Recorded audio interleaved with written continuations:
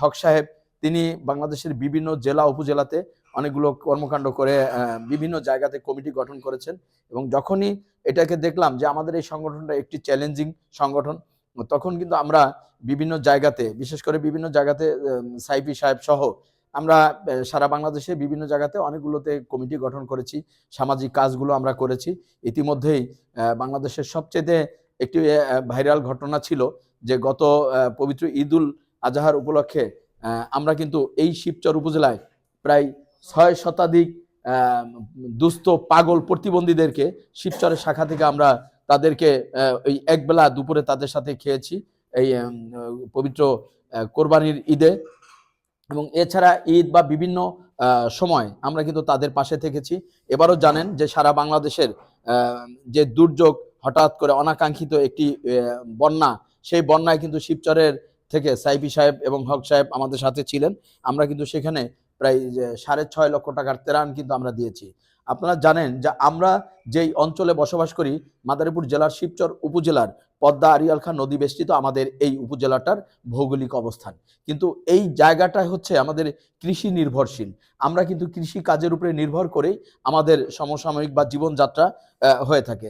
আমরা কিন্তু এখনো দেখুন যে এই যে যেভাবে শীত সারা বাংলাদেশে জেঁকে বসেছে, তার মধ্যে আমাদের এই চর অঞ্চলগুলো অত্যন্ত হত দরিদ্র এবং নিম্ন শ্রেণীর মানুষ সেখানে চলাফেরা করে। তাদের জীবনযাত্রা এবং মান উন্নয়ন হচ্ছে যে কৃষি নির্ভরশীল এবং পদ্মা নদীতে মাছ ধরে। কিন্তু তারপরেও কিন্তু আমরা আমাদের হৃদয়ের টানে, এই আন্তরিকতা দিয়ে আমরা কিন্তু সেই শিবচর থেকে গাড়ি ভাড়া করে সেই সিলেট, মৌলভীবাজার, নোয়াখালী অঞ্চলে অসহায় মানুষদের পাশে দাঁড়িয়েছি।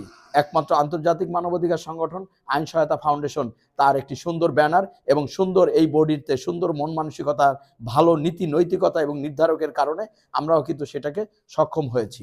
তো আমরা চাই যে এটা আপনারা হয়তো দেখেছেন যে বাংলাদেশের কোনো মানে জাতীয় সমস্ত মিডিয়াগুলো এটাকে কাভারেজ দিয়েছে, আমরা সুনামের সাথে সেই কাজগুলো করে থাকি।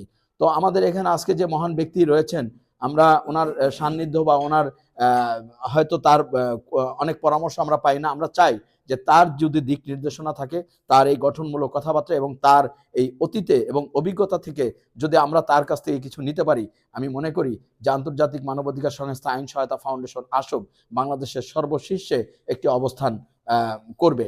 বয়সের ভারাক্রান্তে তিনি আমাদের হয়তো সময় দিতে পারছেন না, তারপরেও আমি বিনীত অনুরোধ করব যে আপনি আমাদের সাথে একটু সময় দিয়ে আমাদের আপনার সেই কলা কৌশলী, আপনার সেই নীতি নির্ধারণী, আপনার সেই ব্যবস্থাপনা আমাদের সাথে শেয়ার করলে, একটা বিকাল বা একটা সময় যদি শেয়ার করেন, আমি মনে করি আপনার সেই বক্তব্যের মাঝে গঠন হবে আন্তর্জাতিক মানবাধিকার সংস্থা আইন সহায়তা ফাউন্ডেশনের মানবাধিকারের দক্ষ কর্মী।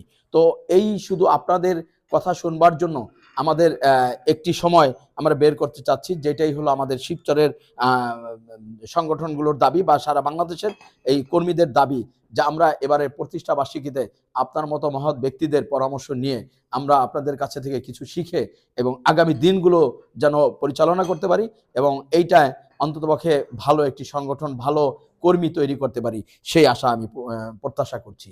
তো সেখানে আজকে সম্মানিত সভাপতি মহোদয়কে আমি একটি দৃষ্টি আকর্ষণ করব এবং আজকের এই সংগঠনের প্রতিষ্ঠাতা যিনি আছেন এম হক সাহেব, আমি বিনয়ের সাথে অনুরোধ করব যে বাংলাদেশের যেহেতু আপনি ভালো কাজগুলো করে যাচ্ছেন, আমাদের এই কাজের, আমাদের এই 3 বছরের একটি মূল্যায়ন, বিশেষ করে গত বছরের একটি মূল্যায়ন আমার এই আগামী 21শে জানুয়ারির এই অনুষ্ঠানের মাধ্যমে আপনাকে মূল্যায়ন করতে হবে। সারা বাংলাদেশের কোন শাখাটা ভালো কাজ করেছে, আমি মনে করি জাতির সামনে বা ওই সংগঠনকে বিশেষভাবে মূল্যায়িত করা হোক। কোন সংগঠনের কর্মীরা ভালো কাজ করেছে তাদেরকে মূল্যায়ন করা হোক। কোন সংগঠনটি অন্ততপক্ষে তার সুনাম এবং স্বনাম বা সবকিছু নিয়ে সংগঠনের ভালো কাজ করেছে তাদেরকে মূল্যায়ন করা হোক। আর এই বিষয়গুলো আমি আজকের এই অনুষ্ঠানের সম্মানিত সভাপতি মহোদয়কে আমি আবারও বিনয়ের সাথে অনুরোধ জানাচ্ছি, আমাদেরকে যদি মাথায় রাখা হয় যে আমরা বিগত বছরের কার্যক্রম সংগঠনের মূল্যায়ন করা হয়, তাইলে আগামীতে আমাদের এই পথ চলবার ক্ষেত্রে অনেকের আগ্রহ বৃদ্ধি পাবে এবং সবাই ভুল ভ্রান্তি থেকে শিক্ষা নিয়ে তারা আগামী দিনে পথ চলবে ইনশাল্লাহ। তো আমি হয়তো যদি সুযোগ পাই, যে প্রথমেই আমার এই উদ্দেশ্যটাকেই বললাম যে প্রতিষ্ঠা বার্ষিকীতে আমরা যদি সেই প্রতিষ্ঠা বার্ষিকীতে একটি ট্রেনিং সেশন করে থাকি, আমি সম্মানিত সভাপতি মহোদয়ের দৃষ্টি আকর্ষণ করছি। আমি প্রথমে বলতে চাচ্ছি, আমরা যদি সেই প্রোগ্রামটা সকাল 10টা থেকে শুরু করি, আপনাদের গুণীজনের মিলন মেলা সেখানে ঘটে। আমরা প্রথমেই পবিত্র কোরআন থেকে তেলাওয়াতের মাধ্যমে সেই প্রোগ্রামটা শুরু করে আপনাদের গুণী ব্যক্তিদের কিছু পরামর্শ শুনবো। তারপরে একটি ট্রেনিং সেশন হবে। সেই ট্রেনিং সেশনের পরে আমাদের দুপুরে লাঞ্চ বিরতির পরে একটি সাংস্কৃতিক অনুষ্ঠানের মাধ্যমে তারপরে গুণীজনদের সংবর্ধনা বা এই সংগঠনের বিশেষ ব্যক্তিদের পুরস্কার বিতরণের মাধ্যমে সেই অনুষ্ঠানটা সফল করার এবং সমাপ্ত করবার জন্য বিনীত অনুরোধ জানাই যে এখানে আপনারা যেহেতু দুইজন আছেন, সংগঠনের মূল যে কারিগর, যার স্বপ্নে এতদিন পর্যন্ত আমরা তার সাথে ঐক্যবদ্ধ থেকে কাজ করে যাচ্ছি, আমি তার নিকটও এই হলো বিনীত অনুরোধ জানাবো যে আমরা এভাবে একটি পরিকল্পনা মাফিক স্বচ্ছ এবং সুন্দর একটি পরিষ্কার পরিচ্ছন্ন অনুষ্ঠান যাতে করতে পারি, সেই দাবি রেখে আমি আমার স্বাগত বক্তব্য শেষ করছি।